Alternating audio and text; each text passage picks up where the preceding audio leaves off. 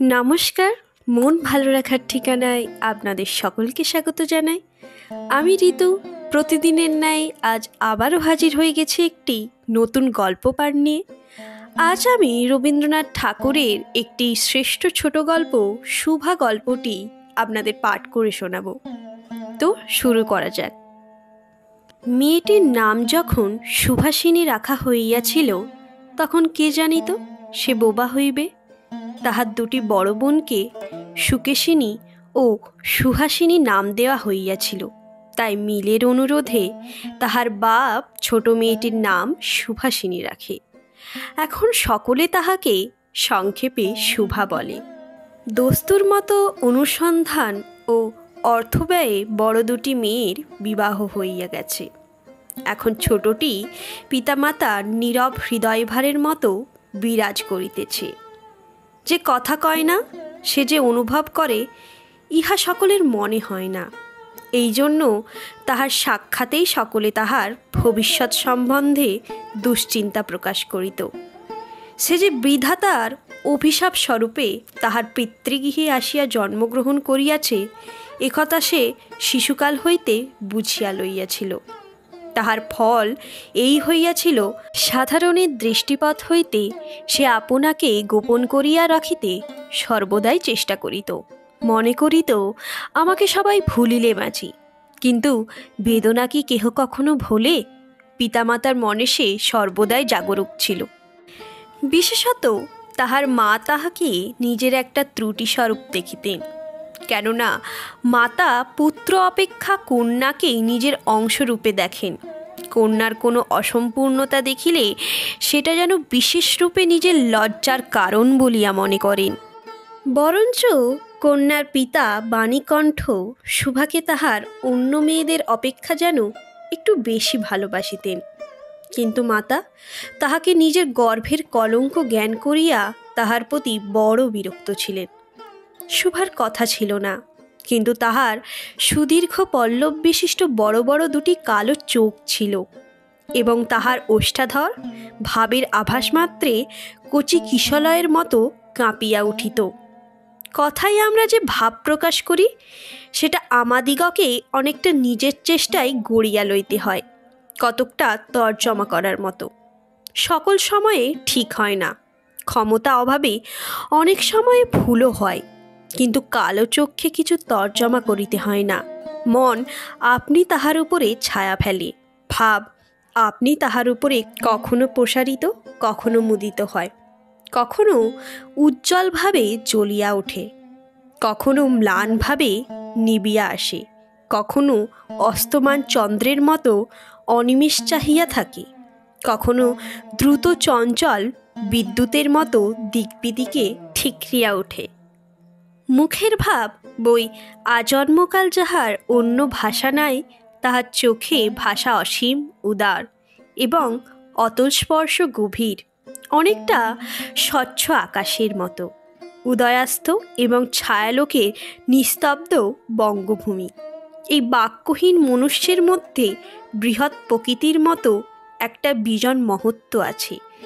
এই জন্য সাধারণ বালক বালিকারা তাহাকে এক প্রকার ভয় করিত, তাহার সহিত খেলা করিত না। সে নির্জন দ্বিপ্রহরের মতো শব্দহীন ও সঙ্গীহীন। গ্রামের নাম চণ্ডীপুর। নদীটি বাংলাদেশের একটি ছোট নদী, গৃহস্থ ঘরের মেয়েটির মতো। বহুদূর পর্যন্ত তাহার প্রসার নহে। নিরলসা তন্বী নদীটি আপন কুল রক্ষা করিয়া কাজ করিয়া যায়। দুই ধারের গ্রামের সকলেরই সঙ্গে তাহার যেন একটা না একটা সম্পর্ক আছে। দুই ধারে লোকালয় এবং তরুচ্ছায়া ঘন উচ্চতট। নিম্নতল দিয়া গ্রামলক্ষ্মী স্রোতস্বিনী আত্মবিস্মিত দ্রুত পদক্ষেপে প্রফুল্ল হৃদয়ে আপনার অসংখ্য কল্যাণ কার্যে চলিয়াছে। বাণীকণ্ঠের ঘর নদীর একেবারে উপরেই। তাহার বাঁখারির বেড়া, আটচালা, গোয়ালঘর, ঢেকিশালা, খড়ের স্তূপ, তেঁতুলতলা, আম, কাঁঠাল ও কলার বাগান নৌকাবাহী মাত্রেরই দৃষ্টি আকর্ষণ করে। এই গৃহস্থ সচ্ছলতার মধ্যে বোবা মেয়েটি কাহারও নজরে পড়ে কি না জানি না, কিন্তু কাজকর্মে যখনই অবসর পায় তখনই সে এই নদী তীরে আসিয়া বসে। প্রকৃতি যেন তাহার ভাষার অভাব পূরণ করিয়া দেয়, যেন তাহার হইয়া কথা কয়।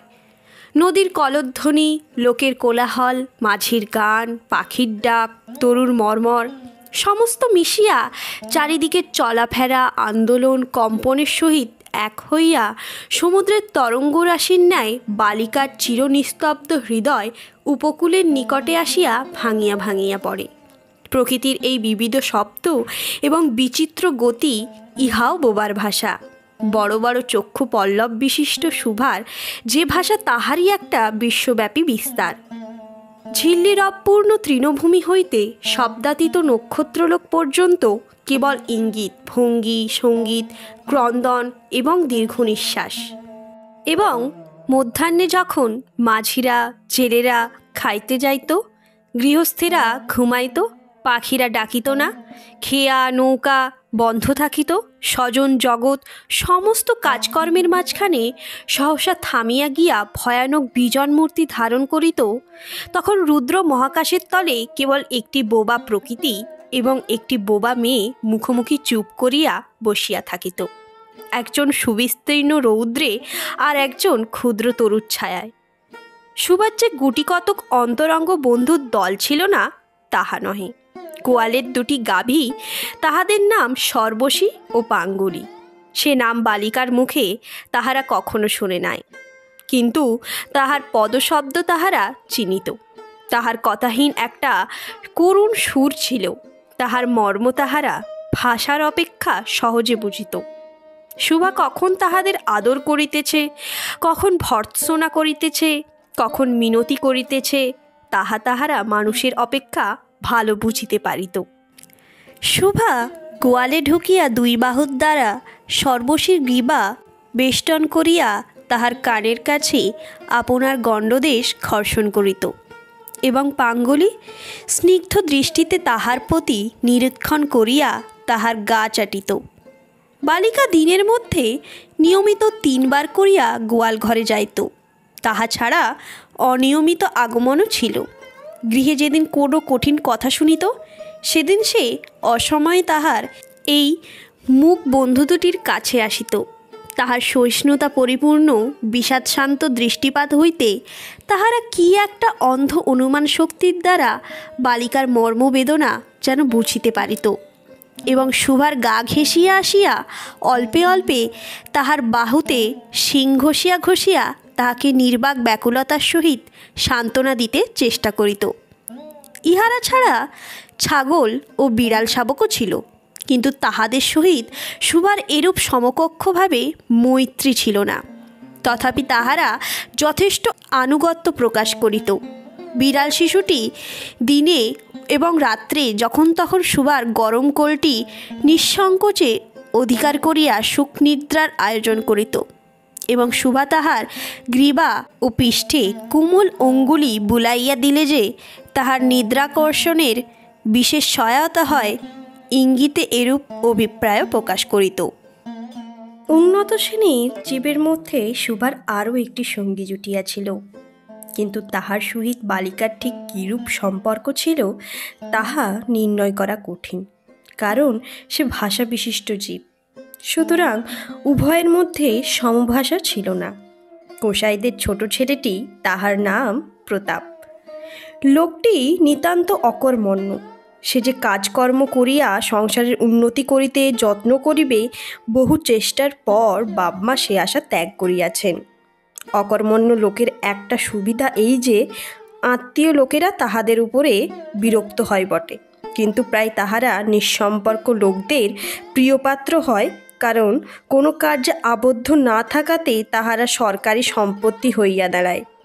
শহরে যেমন এক আধটা গৃহ সম্পর্কহীন সরকারি বাগান থাকা আবশ্যক, তেমনি গ্রামে 2-4টা অকর্মণ্য সরকারি লোক থাকার বিশেষ প্রয়োজন।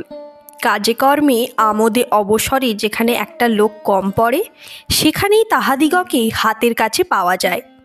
প্রতাপের প্রধান শখ ছিপ ফেলিয়া মাছ ধরা। ইহাতে অনেকটা সময় সহজে কাটানো যায়। অপরাহ্নে নদী তীরে ইহাকে প্রায় এই কাজে নিযুক্ত দেখা যাইত। এবং এই উপলক্ষে শুভার সহিত তাহার প্রায় সাক্ষাৎ হইত। যে কোনো কাজেই নিযুক্ত থাক, একটা সঙ্গী পাইলে প্রতাপ থাকে ভালো। মাছ ধরার সময় বাক্যহীন সঙ্গী সর্বাপেক্ষা শ্রেষ্ঠ। এই জন্য প্রতাপ শুভার মর্যাদা বুঝিত, এই জন্য সকলেই শুভাকে শুভা বলিত। প্রতাপ আর একটু অতিরিক্ত আদর সংযোগ করিয়া শুভাকে সু বলিয়া ডাকিত।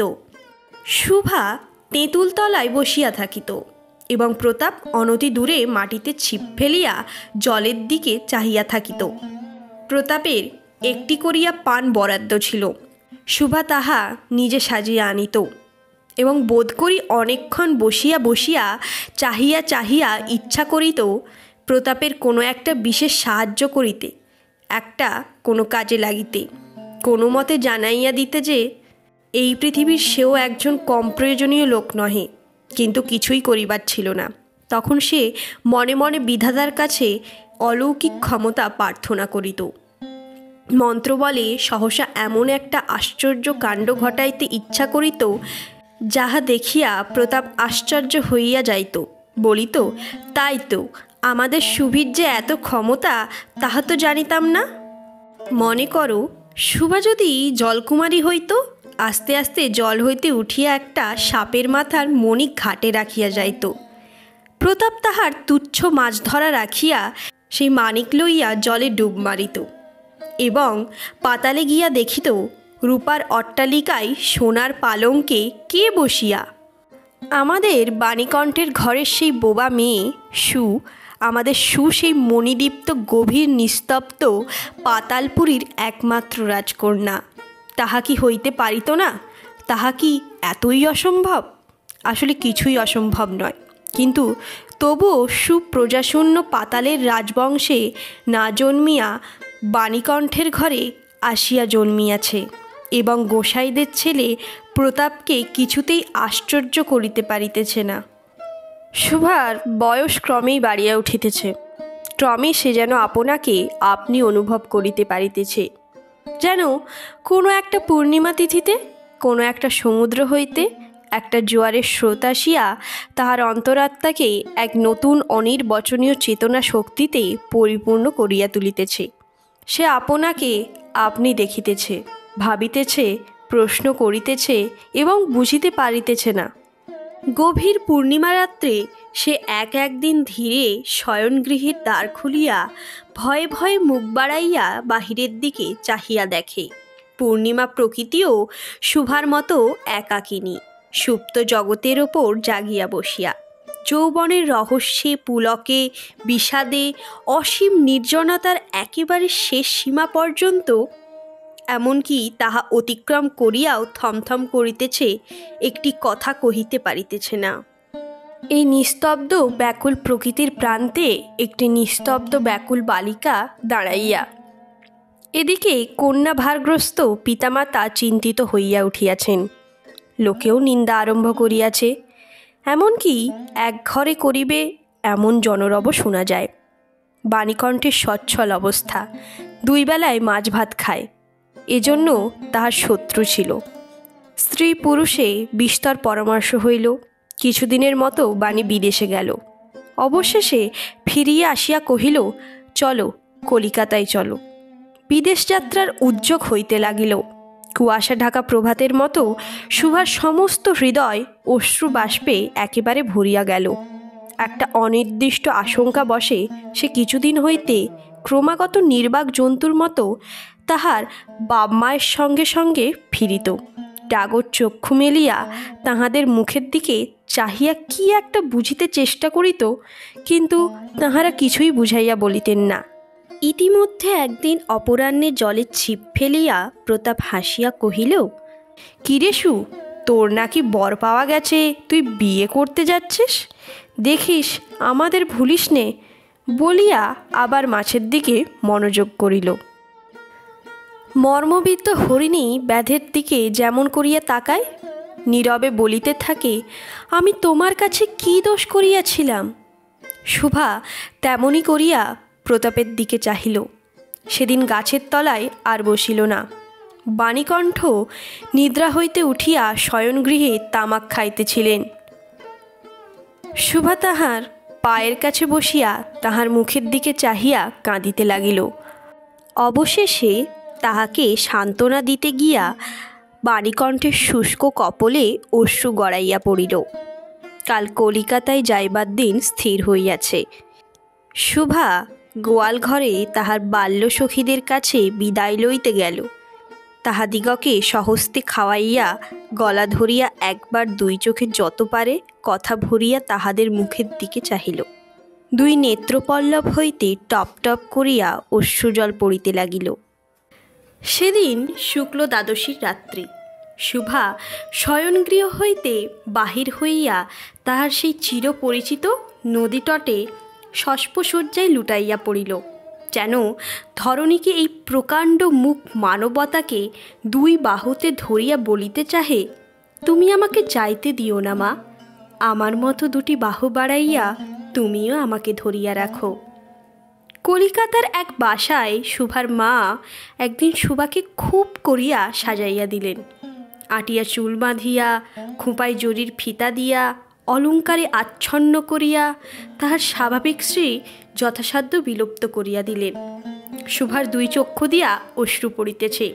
পাছে চোখ ফুলিয়া খারাপ দেখিতে হয়, এজন্য তাহার মাতা তাহাকে বিস্তর ভর্ৎসনা করিলেন, কিন্তু অশ্রুজল ভর্ৎসনা মানিল না। বন্ধুর সঙ্গে বর স্বয়ং কর্ণী দেখিতে আসিলেন।